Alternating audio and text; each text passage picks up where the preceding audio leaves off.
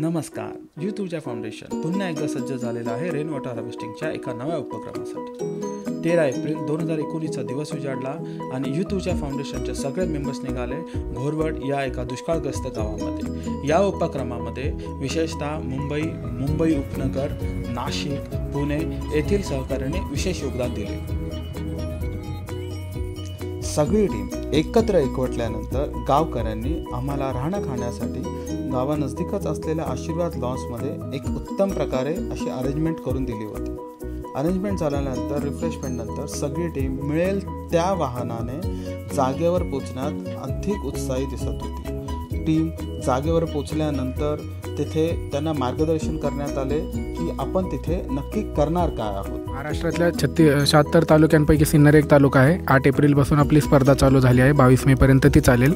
सिन्नरमधल्या 90 गावांनी प्रशिक्षण घेऊन त्यातल्या 30 गावांनी ॲक्च्युअल श्रमदानाला सुरुवात केली. त्यातील आपण आज घोरवड या गावामध्ये आहोत, जिथं यूथ ऊर्जा फाउंडेशनचे कार्यकर्ते देखील आलेले आहेत आणि सलग समतल चरांच्या माध्यमातून घोरवडचं शिवार जलयुक्त करण्याच्या या प्रयत्नात ते घोरवडला साथ देत आहेत. आणि आज आणि उद्या ते 2 दिवस इथं असणार आहेत. तर त्यांच्या या प्रयत्नातून पाण्याची पातळी घोरवडची नक्कीच वाढेल, कारण सलग समतल चर हा एक बेसिक उपचार आहे पाणलोटातला, ज्याच्यामुळं पाणी पातळी जमिनीतली वाढायला खूप मदत होते. हे पाण्याचे जे CCT बनवले जातात त्याचा जो परिणाम आहे किंवा रिझल्ट आहे हे एका वर्षात मिळतील की 2 वर्षात, ते कसं? CCT हा जो उपचार आहे तो एका वर्षात देखील रिझल्ट देऊ शकतो. जर चांगला पाऊस झाला तर हा सगळ्यात बेस्ट उपाय मानला जातो पाणलोटामधला. म्हणजे कुठलंही मोठं स्ट्रक्चर न करता हेही इतके परिणामकारक आहेत की हजारो लिटर पाणी आपण या मार्गे जमिनीत मुरवू शकतो. चांगला पाऊस झाला तर 1 वर्षात देखील रिझल्ट त्याचा दिसू शकतो आपल्याला. आणि हे CCT जे आहे ते आमच्या जे दर्शक आहेत यूथ ऊर्जा फाउंडेशन चॅनलचे, त्यांना थोडक्यात समजावं की CCT म्हणजे नेमकं काय आहे.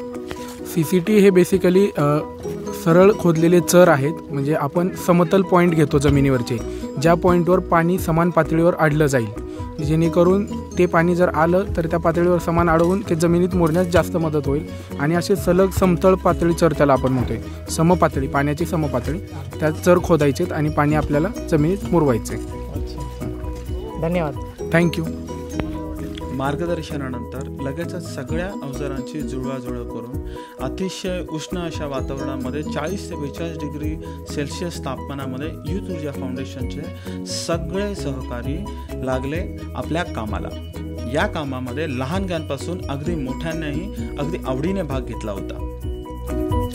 यूथ ऊर्जा फाउंडेशनचा पाणी फाउंडेशन सोबतचा हा पहिला उपक्रम होता. या उपक्रमाचं गावातून आणि पाणी फाउंडेशनच्या अधिकाऱ्यांकडून खास कौतुक करण्यात आलं होतं.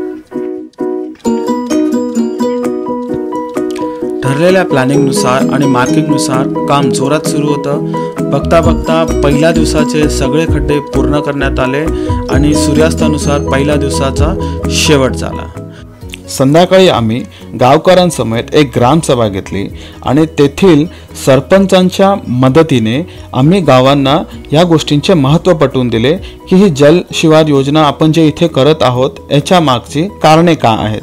आणि ती कारणे त्यांना पटवून दिल्यानंतर दुसऱ्या दिवसाची सकाळ काही वेगळीच होती. 6 वाजल्यापासूनच गावकऱ्यांनी सगळे साहित्य गोळा केले आणि एक तुफानच घेऊन आले. ठरलेल्या प्लॅनिंगनुसार सगळं व्यवस्थितरित्या पार पाडत होतं. गावातील महिलांचा विशेष सहकार्य या उपक्रमास लाभला होता.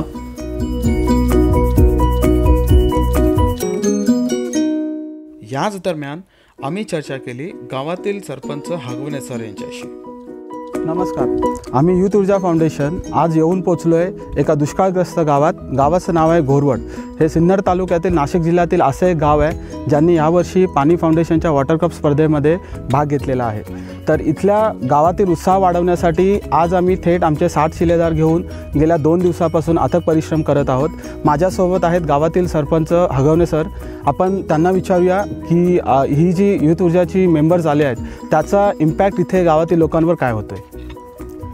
नाही, गावातून प्रथमतः मी यूथ ऊर्जा फाउंडेशनचं स्वागत करतो गावामध्ये.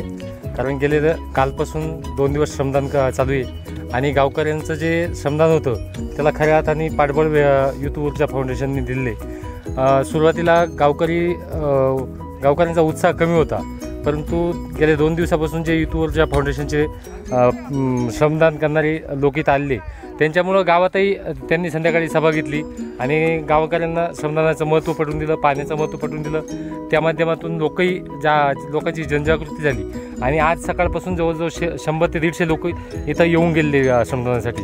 आत्ताही बघता तुम्ही गावामधले जवळजवळ 50 कार्यकर्ते, युथ ऊर्जा फाउंडेशनचे बाकीचे श्रमदान करणारे हे सर्वजण इथं श्रमदान चालू आहे. आज दुपारी 11 ते 12चा टाईम झाला आहे. एवढ्या उन्हातही श्रमदान सुरू आहे. त्याबद्दल खऱ्या अर्थाने युथ ऊर्जा फाउंडेशनचं मी मनापासून आभारी की माझ्या गावातील गावकऱ्यांना त्यांनी या चळवळीत सहभागी होण्यासाठी प्रोत्साहित केलं आणि पाणी फाउंडेशनच्या या चळवळीमध्ये खऱ्या अर्थाने गाव एकवटून आज श्रमदानासाठी इथं उपस्थित झाले. खऱ्या अर्थाने आम्ही आमचं भाग्य समजतो की पाणी फाउंडेशनच्या सहकार्याने आज आम्हाला इथे काम करण्याची संधी मिळाली. मला एक तुम्हाला विचारायचं आहे, पाणी फाउंडेशन व्यतिरिक्त असं कोणी तुमच्या गावाला भेट देऊन गेले की ज्यांनी अशी काही तुम्हाला उपक्रमासाठी मदत केली असेल? नाही, पाणी फाउंडेशनच्या व्यतिरिक्त अजूनपर्यंत असं कोणी येऊन गेलेलं नव्हतं यापूर्वी आणि पाणी फाउंडेशनच्या माध्यमातूनच आज युथ ऊर्जा फाउंडेशनचे श्रमकरी इथे आलेले.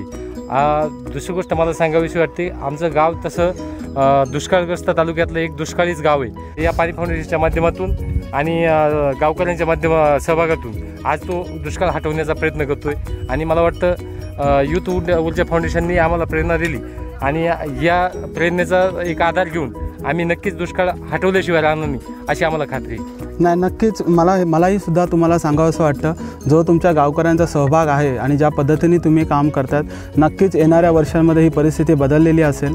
आपला गाव जो दुष्काळग्रस्त गावांच्या लिस्टमध्ये आहे त्यातून लवकरच आपलं गाव बाहेर निघेल आणि जेव्हा ही बातमी येईल तेव्हा नक्कीच युथ ऊर्जाची मानसुद्धा गर्वाने वर गेलेली असेल. धन्यवाद. दिवस संपत होता, हाताला फोड येत होते, तहान भागत नव्हती, पण युथ ऊर्जाचे हात काही थांबत नव्हते.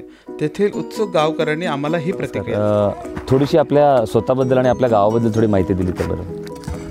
मी सोमनाथ यशवंत गायकवाड, राहणार घोरोडचा.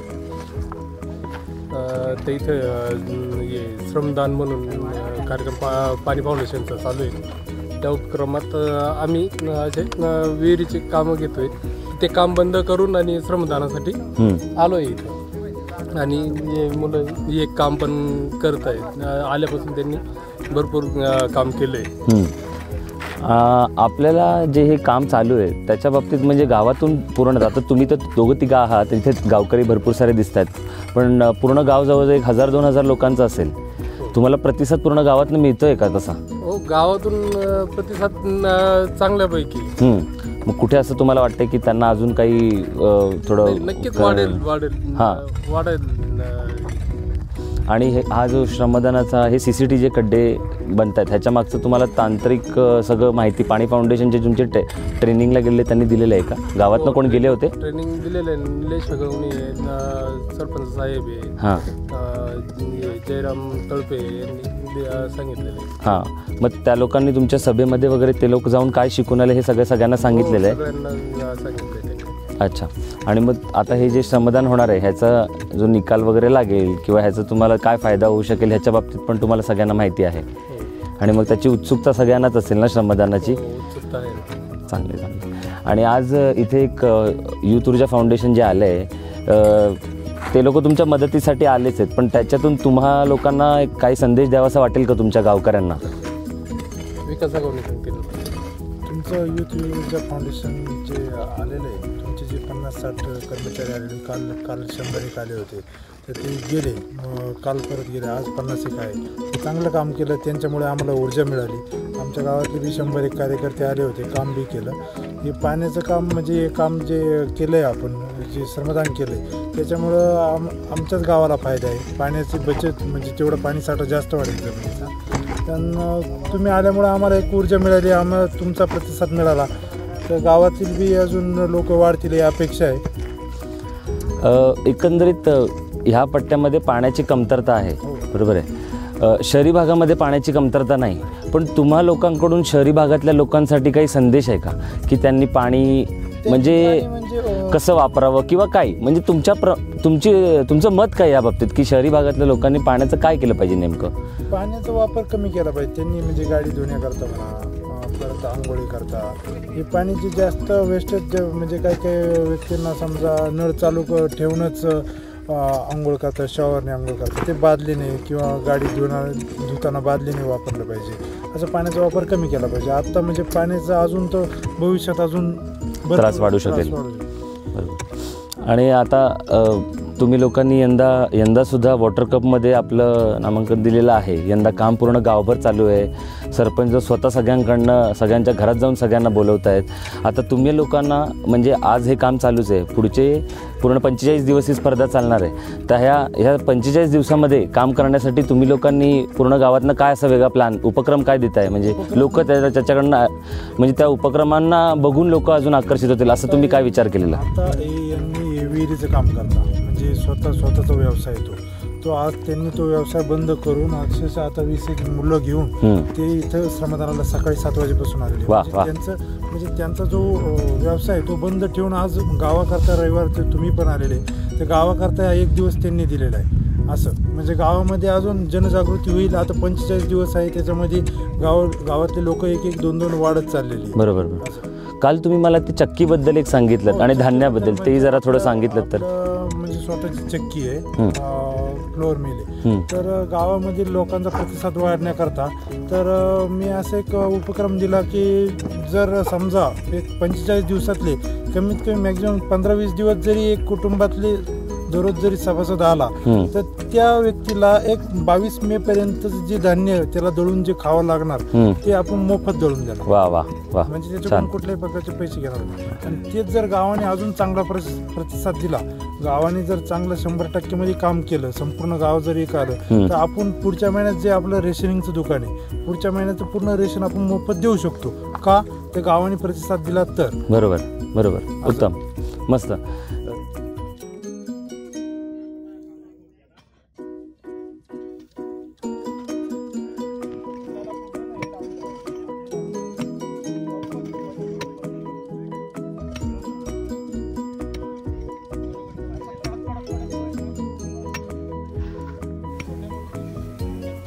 काम अगदी रंगात आलं होतं आणि याच दरम्यान आम्ही चर्चा केली गावातील महिलांशी. नमस्कार दादा, मी नंदिनी गीते, राहणार गोरवड, तालुका सिन्नर, जिल्हा नाशिक येथे राहते.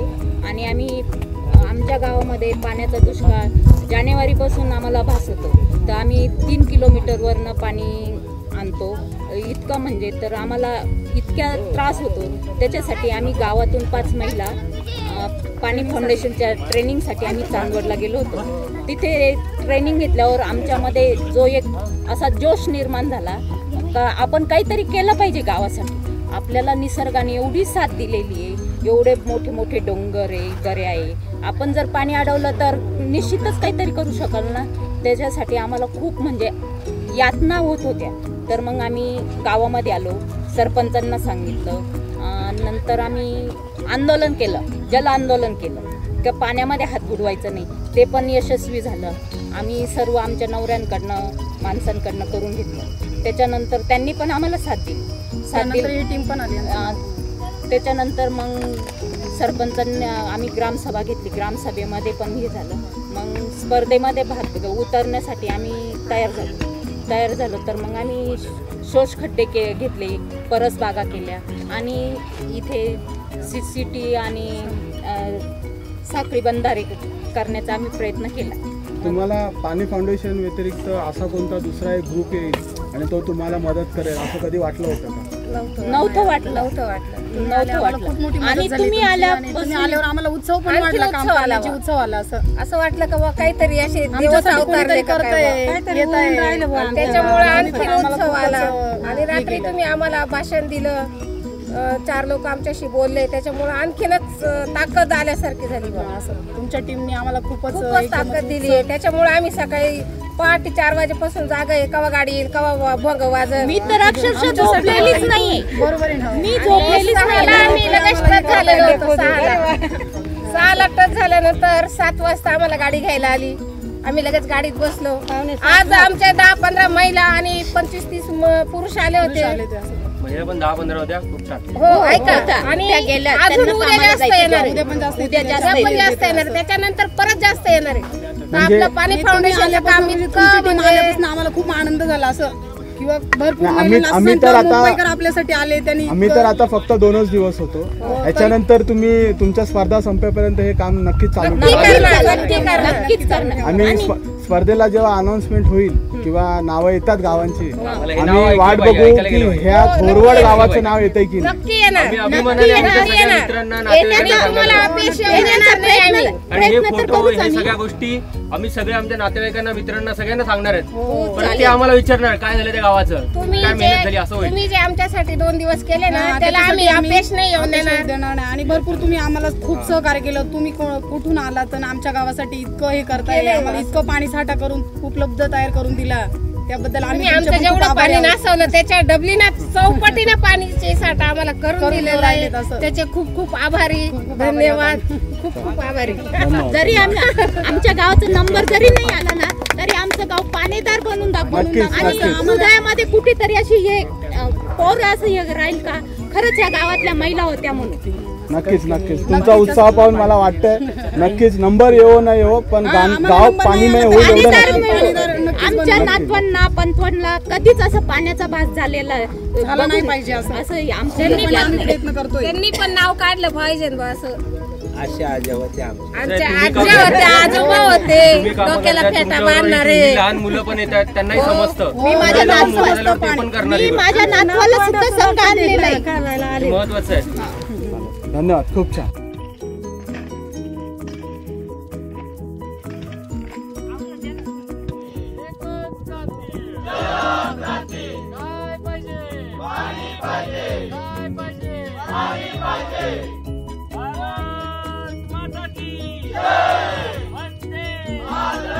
छत्रपती शिवाजी महाराज की जय. जय भवानी, जय शिवाजी, जय शिवाजी, जय भवानी.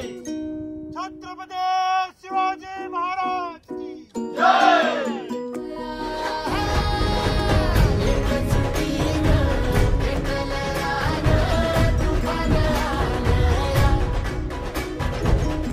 सगळा उपक्रम व्यवस्थितरित्या पार पाडून पुन्हा एकदा आम्ही निघालो आमच्या घरी.